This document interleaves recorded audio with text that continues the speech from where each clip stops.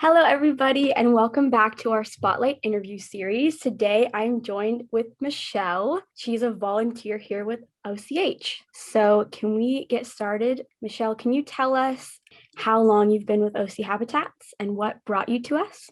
So I've been here with OC Habitat since April of 2020, and I joined through an online search because I've always been interested in wildlife and I wanted an opportunity to be directly engaged in the local area. Awesome.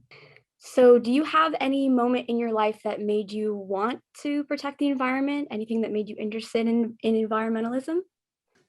When I was in elementary school, a hooded oriole nested in the field behind our house, and I was immediately in love. And I even bought my first pair of binoculars to watch them every single day. I became more interested in the birds and the wildlife in my own backyard, and I invested more time outside just watching them. And waiting for the orioles to come back to our neighborhood every year became kind of a yearly ritual for me. But as I grew older, I realized that I would see less of them each year. And although I feel really excited if I catch a glimpse of them, I also feel kind of sad because it feels like a long friend is gone. So I thought that we needed to protect our local area. Wow, that's an amazing story. I love that. So, do you have a specific person that has influenced you in your environmental activism? I definitely think that an openness to learning is something that my parents always inspired me to have, but there hasn't really been anyone that I looked up to in environmental activism. This work has really been an opportunity to learn about things that are completely new to me. Yeah, definitely.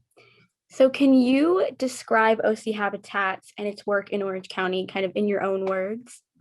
The diversity in OC habitats is what I think makes it so outstanding because we have so many different people who can contribute to a similar cause with their own unique talents, and the programs they lead from the restoration to education, it's a pretty big deal. So I really appreciate OC Habitats and all its members for working so hard for our shared goals. I like that answer. I think that's definitely true.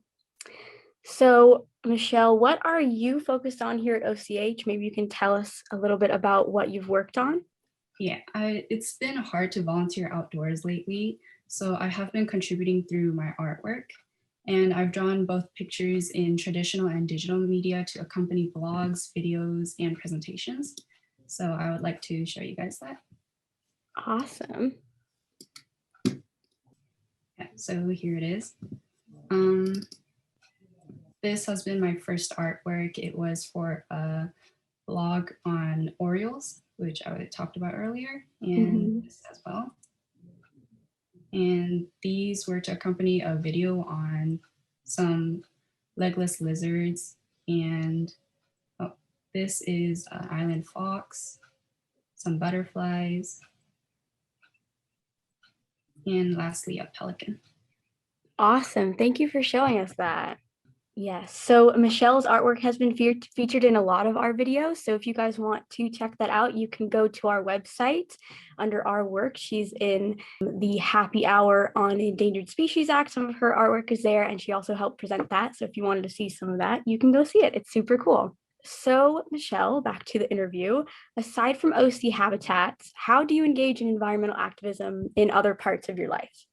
Currently, OC Habitats is the only environmental group that I'm part of, but I hope to start a club organization at my school more related to local conservation when we return next fall, because I think more younger people should become majorly involved in this. Definitely. I think that's a great idea. All right. And our last question, if you were queen of the world and you could do anything to protect the environment, what would you do? I would say that I want to make stricter regulations on reducing the carbon footprint at a manufacturing and industrial scale because it's harder for consumers to change when big companies are producing so many environmentally unfriendly products. So for people who simply can't support an environmentally friendly lifestyle, we need to address the problem at the roots. Definitely. I think that is a good thing to change. I agree. All right. Well, I think that is all our questions for today. So thank you so much, Michelle, for being here and sharing with us, especially your art. We loved it. And everybody, thanks for watching. And we will see you next year. This is our last Spotlight interview for 2021. So tune in next year. Bye. Bye, guys. Thank you. Bye.